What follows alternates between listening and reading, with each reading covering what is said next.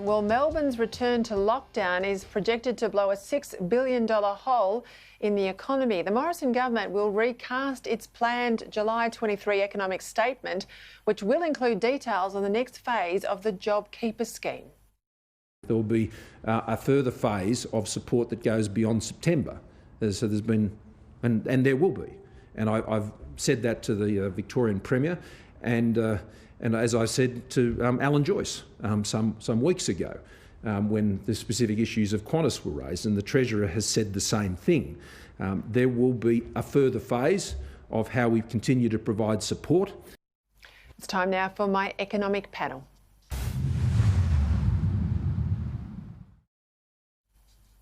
Join me now from Melbourne is the Herald Sun's Terry McCrann, and in Sydney, the Australian newspaper's economic editor, Adam Creighton.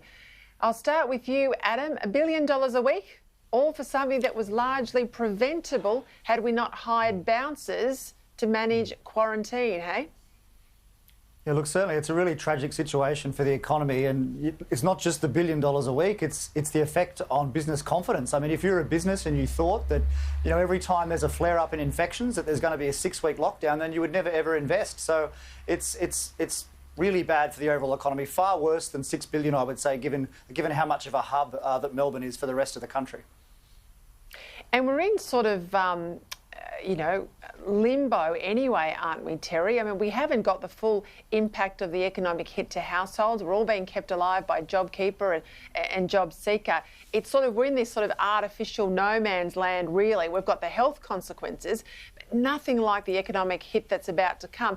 What's the Treasurer going to do on the 23rd of July about these two welfare payments? Because I think it's now becoming incredibly urgent that it gives people some sense of where they're headed, particularly down in Victoria, where they're being locked up yet again.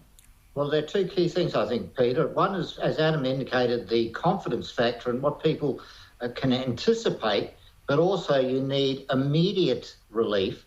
Now, if we extend JobKeeper and JobSeeker, that's only going to take effect from the end of September, so it doesn't actually put money into the economy now.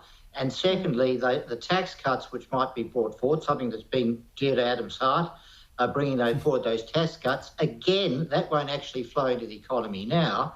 It'll probably be gradually dribbled into the economy over the next 12 months to 2 years. So the Treasurer really needs to think about what he can do right now in terms of putting money into the economy and also underwriting in a much more sustainable way that critical confidence thing that Adam was referring to. So what does he do, Adam? What would you be telling the Treasurer to be doing right now ahead of the 23rd of July? Look, it's a very difficult situation, but I wouldn't be stimulating any further. I mean, the amount of stimulus is extraordinary. If you look at household spending, at least in the bottom half of the distribution, it's actually higher than it was last year. So there's extraordinary amounts of stimulus there. I would bring the tax cuts forward to the 1st of January, the full 2024 tax cuts to the 1st of January. At least then, all households and businesses would have something to look forward to that's kind of pretty soon after the 27th of September when everything is nominally turned off. But I'm not convinced that Victoria deserves special consideration. I mean, this just goes to the problem of incentives, that there's no downside here for the Victorian government if it thinks that, you know, by shutting down the economy every now and again, that the Commonwealth is going to pick up the tab. So I think that there needs to be political pain for the Andrews government here. It's a very good point. There's also concerns too, Terry. A lot of businesses are saying they're trying to get back on their feet. This is outside of Victoria. But staff, when they call them up, say, well, no, actually, it's not worth my while to come in for a couple of shifts because I've got good money coming in from JobKeeper or JobSeeker. You know, you've got this almost two stages of this crisis. You desperately need the other states to get back to work, and you need the workers off the public teat and back at work, and then you've got this, renewed crisis in Victoria. Exactly, Peter, and we don't want to send out bad signals, and there are a lot of bad signals going out there, precisely in part with the way JobKeeper has been structured, where some people are actually getting paid more because they were working casually than they were previously.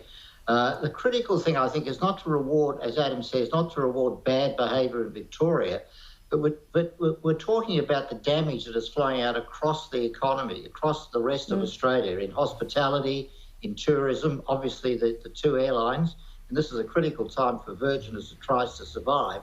So I think there has to be a focus more on the national impact of what Victoria has done, rather than thinking of we've got to bail out Victoria. Adam, talk to me about the announcement today that the banks will give people, and it won't be uniform, I suspect it'll be on application, another 4 months to start repaying loans. What's your view about that? Well, look, this is just kicking the can down the road further. I mean, it's much the same argument with JobKeeper, that it should be extended. So, look, it's neither a bad nor a good thing. I don't think it's really much skin off the banks' noses. I mean, they still get their interest at the end of it, I think. So it's great marketing for the Big Four, I think. In fact, I think cynically speaking, they've probably quite enjoyed this crisis, because it's convinced the community that they're somehow helping them, when actually they're not really. They're just deferring repayments.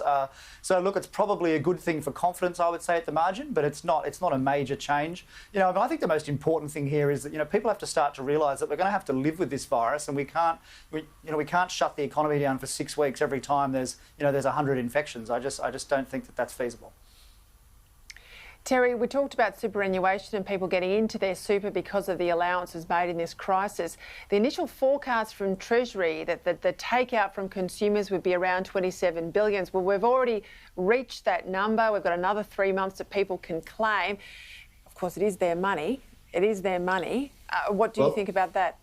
Well, what we've seen, the consumer voting with their feet. I mean, obviously, in large part, it's because they had to, because of the serious loss of income, but when given the option of choosing to leave money in superannuation or to take it out, there's a very clear signal out of this that people don't like the compulsory superannuation system. And I think that there are very good reasons, as both Adam and I have discussed in the past, of why we should not have this compulsory superannuation system. We certainly shouldn't go to 12%. That's absurd. It's removing money from people's pockets, their discretionary spending now. What we've seen is that people really don't want the system. This really should signal the death knell to the compulsory side of the whole structure. A quick comment from you, Adam, because there's a lot of people on the backbench that don't want that 12%. Well, look, that's a good thing, and I think that number is growing. It really is an extraordinary political opportunity, I would say, for the government now to whether it's to make super voluntary or to stop that increase. I really hope they seize it, because there's more than 2 million people who've taken advantage of the $20,000 withdrawal, right. And they now realise at least that it is their money.